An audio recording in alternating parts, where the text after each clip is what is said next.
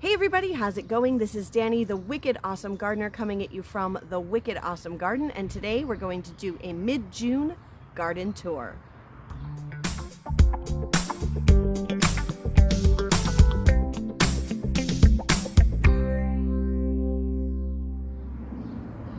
Yes, it is the middle of June and we are about to see a big turnover in the garden. As you saw in yesterday's video, the former bed of holding is now holding a whole bunch of tomato plants. It's been transformed into what I'm calling now the hospice bed, while we see if we can rehab some of these poor stunted tomatoes and get some production out of them. I could have gone and bought new plants, I could have, but I couldn't find the varieties that I wanted in seedling form, so we're growing them here, the ones I started that are just probably not great, not going to get great production from them, but I'll get enough for me, so it's fine.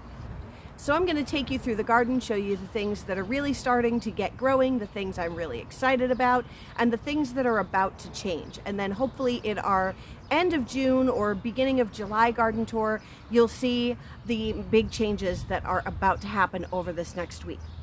Before we go ahead and look through the garden though, give me a big thumbs up. And if you're not subscribed to this channel already, go ahead and click that subscribe button. It really does help us grow.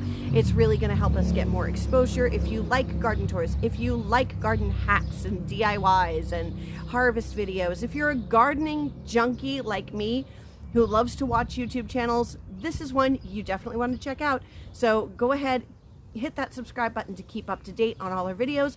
Leave us a comment because I love talking to all of you. I make it a point to respond to every one of my comments. And let's go take a look at the garden. As you can see, the lettuce is still looking wonderful, but it is so bitter. So this is all going to be pulled out, including the orich that I didn't realize grew so tall. All of that is going to be pulled out, and the spinach that's going to seed. I thought about trying to save the seeds, but honestly, I have enough spinach seed that I'm not going to worry about it. But that is all getting pulled out to make room for a 4x5 block of corn. And that's a Hail Mary because it's already late June. We don't know if we're going to have time. But if we can get it up and growing, I'll be harvesting corn in September. The kale is getting murdered by the bunnies. I'm going to harvest all of this, make some kale chips, and I'm probably going to pull that up too and maybe plant a second succession of something like, I don't know, beets or something. The carrots are looking all right, even though the bunnies have taken their share. And I do need to thin them still, but they're doing okay. Got some last few radishes in there we've got to pull up. The beets never really took off, and I'm not sure why, but oh well. I mean, it did get very hot very fast. Onions. Doing all right. I just weeded them a little bit. Oh, I missed one. I'll have to go back for that. But they're looking very strong. We should see them start to bulb out soon. This garlic, I think I'm just going to pull up and use as green garlic because it's just not looking that great. It's looking like it's half dead already. So there goes that. And the okra that I planted, this is Clemson spineless okra that's popped up. And that seems to be growing up pretty fast. That's great. Oh, these poor potatoes. I'm so sad. The white ones, they look okay, but they don't look great. They've never really gotten as tall as I remember my potatoes usually getting. They're staying very short. So I don't really know what I'm going to get when I pull those up. I think I'm probably just going to give it a few more weeks and then I'm going to pull them so that I can plant another succession and hopefully get a fall harvest. Hopefully my next crop doesn't have the potato bug issue because they destroyed this whole row of red potatoes. Look at that. That's just so dead. That one I might get something, but that one's dead too. And these aren't in the best shape.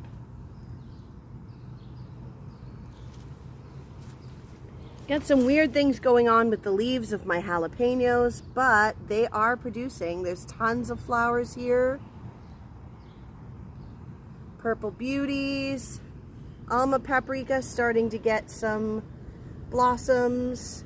The lute showers getting blossoms. There's a whole bunch on these California Wonder. Lots of little pepper babies coming on that California Wonder. All of them.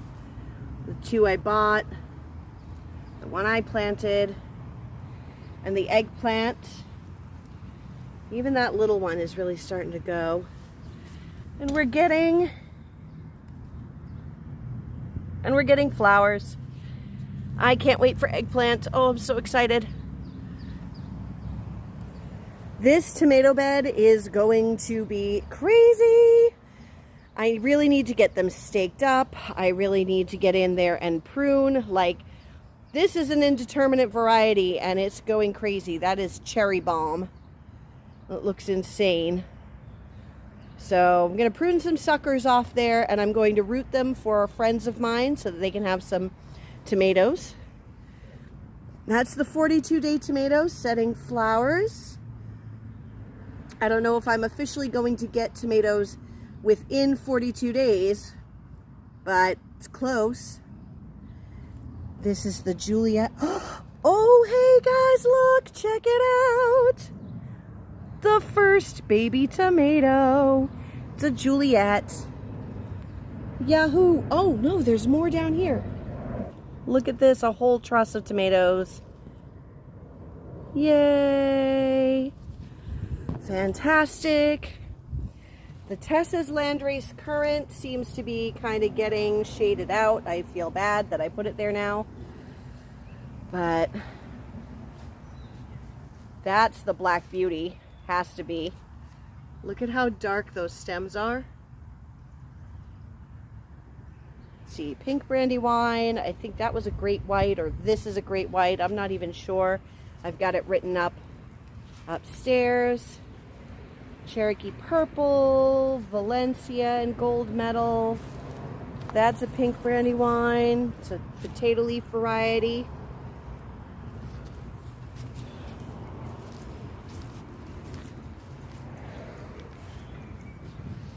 It's my Kajari melon.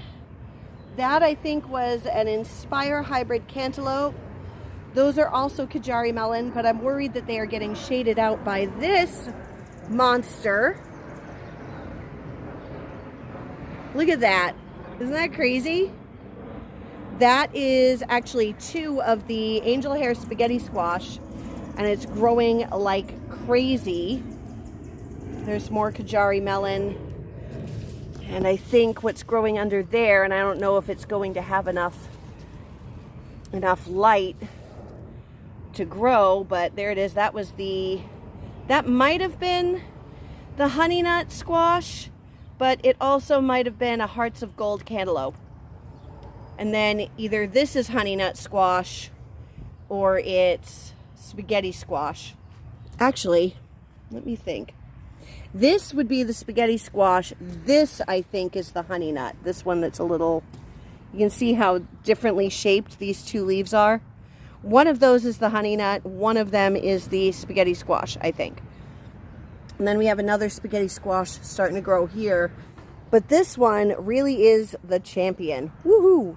It's actually 2 plants, but we're going to train it up, and I'll prune it a little bit as needed to give some more airflow to the bottom. We don't want that all congested. So now on to what was the bed of holding. We've got some Boston pickling cucumbers and then Market Moors, and they were just 2 root bounds to separate, so I have 2 every foot or so. Over here I'm going to direct seed a couple. I don't know whether I'm going to do cantaloupe or if I'm going to do more cucumbers. It'll all depend on how these start growing over the next week. This tomato, I don't know if it's going to make it. That is a chocolate cherry. Got a German Johnson, German stripe. This is the tomato that shall not be named for security reasons. I've got a Kellogg's Breakfast and Italian Genovese here, here, and here. I think that is Vintage Wine, Amana. This one starts with a W, and it is a tiny, tiny seedling. I don't know if it's going to survive, and I may end up plugging in one of these other 2 tomatoes in that spot, but we'll see if it pulls through. And then I've got a variety of paste tomatoes. Let's see, San Marzano, Amish paste, Roma, yellow pear. Oh, that's yellow pear, and Jersey Devil. And I think that other one there is a Jersey Devil, but it could have been another Amish paste. I'm not really sure. But yeah, that whole bed is looking pretty sad.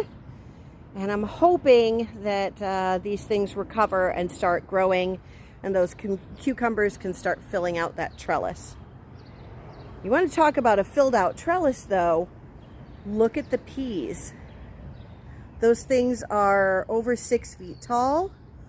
They're winding up. I don't know how much longer they're going to make it, because it is that time of year. It's late June. This is usually about as long as they go, but they're really not showing many signs of slacking. We're starting to see them get maybe a little yellow here and there, but they're still putting out blossoms. They're still putting out peas. Look at that right there. Lots of blossoms, lots of peas. And then on this side, these beans here have been a little shaded out by the broccoli and Brussels sprouts, but they're coming along. But these are really starting to take off and grow up that trellis. Like this one here is almost as high as my head. Like that's my shoulder length, straight out, my arms straight out. Looking pretty good. This makes me really sad, because normally the first flower that opens up is a male, and this one was a female, and it was looking like a really great start to my zucchini, and the flower's already shriveled and fallen off, and there are no male flowers anywhere on my plants to pollinate it with. So sad. So it's going to shrivel up and die. Boo. Does look though like these zucchini will be pretty prolific. They just need to get growing a bit more. It's just the beginning of zucchini season. The bunnies have been at my beans, but I am starting to see little tiny baby beans. These purple pea flowers are really, really pretty. Those are the Royal Burgundy peas. I can't wait to try them. I let the broccoli pretty much go to seed, because, you know, why not? Why not give a little, what little pollen they have out to the world and feed things. And you remember how I said I've never seen healthier broccoli, no pest damage, and then the next day I come out and they're decimated. So these broccoli are going to get pulled up this week. I'm going to just pull them up one by one, eat them for dinner. Just chop up the stalks because they taste wonderful. Chop up the leaves, saute them with some kale and maybe some radish greens, and that's actually going to be delicious. There are still a couple little tiny broccoli heads that would be very yummy, but the Brussels sprouts are still doing great. Uh-oh, uh-oh, uh-oh, uh-oh, what do we see here? What's that? Ah, the dreaded aphids. So we're going to have to take care of that. We'll get some neem oil on it, but I'm getting some ladybugs to come in and take care of that. This one, I don't see signs of aphids.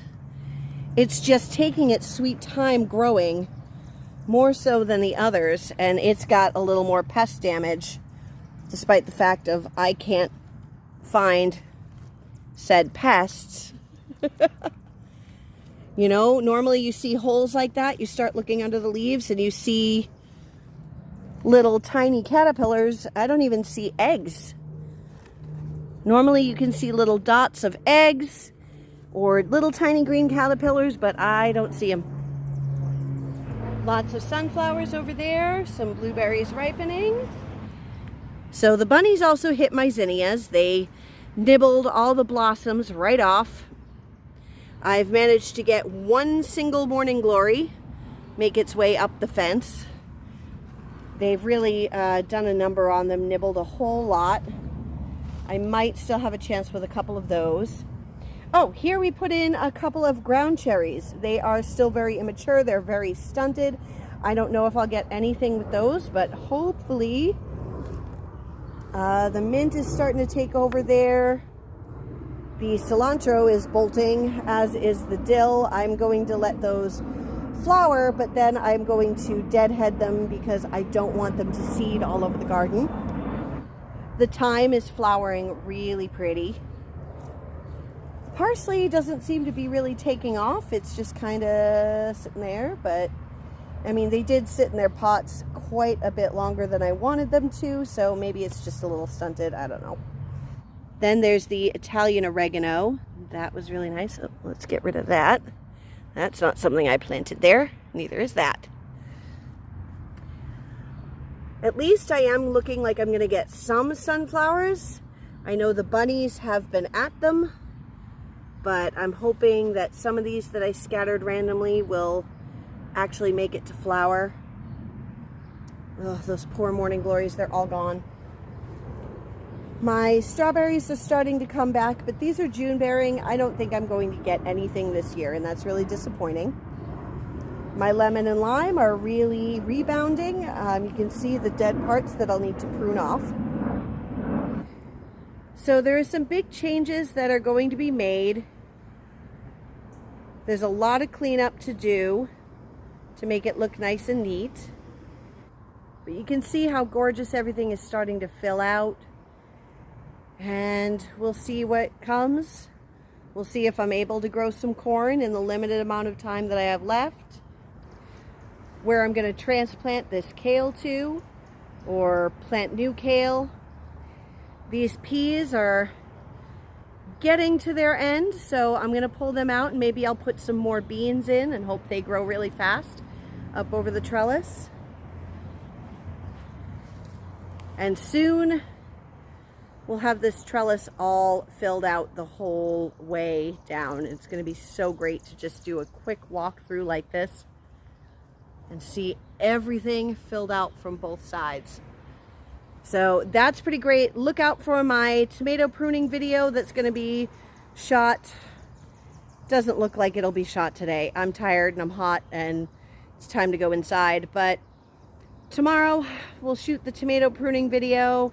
That's right, we're going to be showing you how to prune tomato suckers and reroot them so that you get extra tomato plants for free. So if you don't want to miss that video, go ahead and click the subscribe button, give this video a thumbs up, and I will see you next time while we grow more wicked awesome food from yard to table. Bye. If you enjoyed this video and you want to see more, please click here for more content. Don't forget to like and subscribe to stay up to date on our latest videos. Thank you so much for watching. I'm really excited to go through this journey with you while we grow something wicked awesome from yard to table.